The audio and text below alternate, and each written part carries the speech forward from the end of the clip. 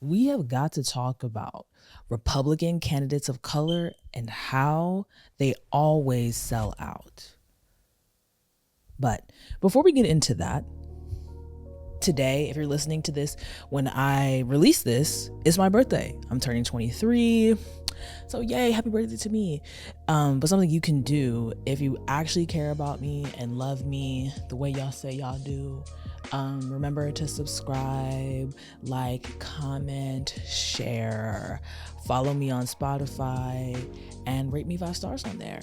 I am working to get this on Apple as well. It's not there yet, but it will be at some point. I'll have all the episodes up there too.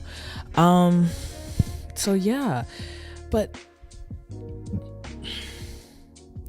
and for those of you guys who don't know me, if this is your first episode ever watching, welcome to Sydney's Safe Space. We talk about politics, entertainment, culture, all of that, but through a revolutionary framework that is also a bit relaxing, right? Because this is a safe space, not a stressful space, and these topics can be relatively stressful. But like I was saying earlier, we are talking about candidates of color, Republican candidates of color, child. And just all of just some of my observations of like their rhetoric and kind of what's going on currently within the election season. So, and again, one more thing I want to say before we get into that, because we're talking about the 2024 election, one of the reminders that I really want to make is that this is always a time, right? Election year, particularly if it's a presidential election year, where things feel heightened in a way, right? Not necessarily that things are any different, like existentially, but it just feels like, there's a lot of pressure. There's conversation about who's going to vote for who, all these different things. We're also in the midst of, watching a genocide play out before our very eyes that our government, if you're watching this from America, that our government funds literally. And then, our government is also bombing Yemen. And so there's just so much happening. And I guess my reminder is that I know this is going to sound harsh, and I know that I'm all about having a safe space, but it is important that you stay locked in. And when I say stay locked in, I mean stay informed. Keep on trying to make sure that you are getting to the truth by any means necessary, because it's really easy to be like, man, this is so stressful, like I'm not gonna pay attention anymore, I'm just gonna vote for whoever I'm gonna vote for. But I think it's really important that we know what's going on both domestically and globally. And so that would be my message to you. But also, like, if this is kind of like harming your mental health, by all means, like, do do take a break. Like, don't be staring at your phone or be on Twitter scrolling or reading articles or watching CNN and MSNBC. I'm a huge Breaking Point fan on YouTube. They're a great channel. But don't be watching that all day long, because your brain will literally be fried. Okay. So the Iowa caucus was a couple days ago, and Trump won, child. I mean, he whooped their behinds. He scored a record-setting win in the Iowa caucuses on Monday, with his rivals languishing far behind. And this victory pretty much affirmed his grip on the 2024 Republican presidential nomination. So it's looking like it's going to be Trump.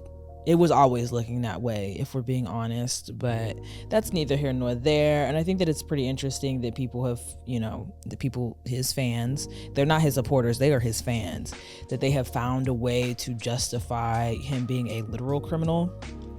But I'm not surprised, because they were never intelligent to me to begin with. But something that was really interesting, and I don't know when this comment was made, but I know it was made earlier this week by Republican presidential candidate Nikki Haley, who claimed that the U.S. has never been a racist country. And I thought that as an Indian woman, child, the U.S. has never been a racist country? So this is what she says.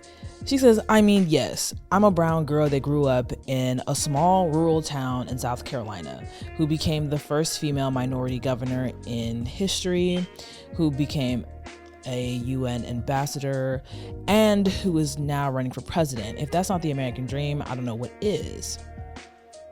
And this was a day before she came in third in the Iowa Republican caucuses. You can sit there and give me all the reasons why you think I can't do this. I will continue to defy everybody on why I can do this, and we will get it done. So then she continues and says, We're not a racist country, Brian. We've never been a racist country. Our goal is to make sure that today is better than yesterday. Are we perfect? No. But our goal is to always make sure we try and be more perfect every day that we can. I love how vague politicians are. Like, the way they speak about things, they never say anything specific. She then goes on to say, I know I faced racism when I was growing up, but I can tell you today is a lot better than it was then. Our goal is to lift up everybody, not go and divide people on race or gender or party or anything else. We've had enough of that in America. And so, obviously these comments, Nikki Haley's racist comments, drew a ton of attention and controversy, because how are you going to say in a country where slavery, where black people were enslaved and not considered to be human beings, that this country was never racist? But her campaign manager clarifies and says, America has always had racism, but America has never been a racist country. The liberal media always fails to get that distinction. It can throw a fit, but doesn't change Nikki's belief that America is special because its people are always striving to do better and live up to our founding ideals of freedom and equality. First, Nikki, when we talk about these founding ideals, why is it that people don't understand that these founding ideals of freedom and equality were for white land owning men? Just those people. Those are the founding ideals. And they know this. They have to know this. I don't think Nimrata is dumb. That's her real name, by the way. I wonder why she goes by Nikki. I don't think she's dumb. She knows this. But there's a very specific reason why she won't say the quiet part out loud, but we'll get to that later.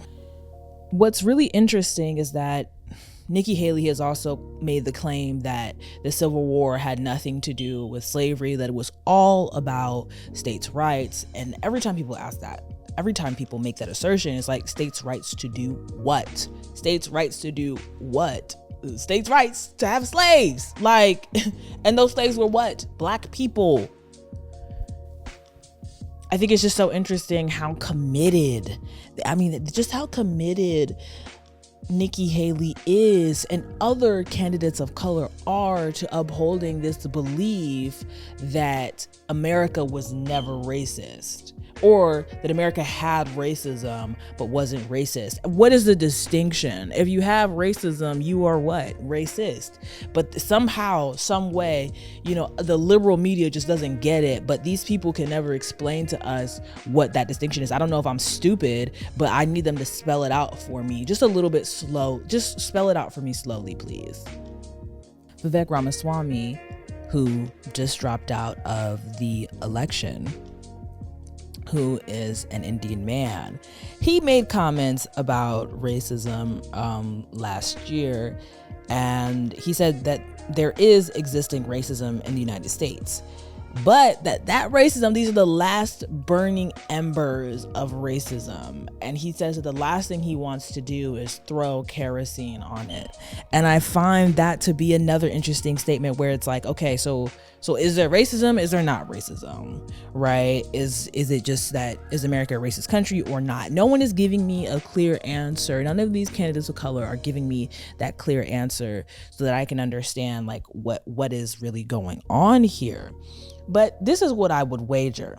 So I did a bit of research because I just wanted to know, like, it seems like, and it isn't not just what it seems like, what's currently happening is that there's a lot more Republican candidates of color across like the political spectrum. So locally, federally, you have a lot of people of color who are running who are running for the Republican Party for different seats and what have you.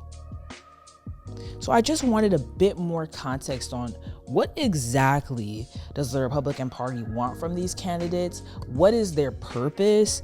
So I want to know the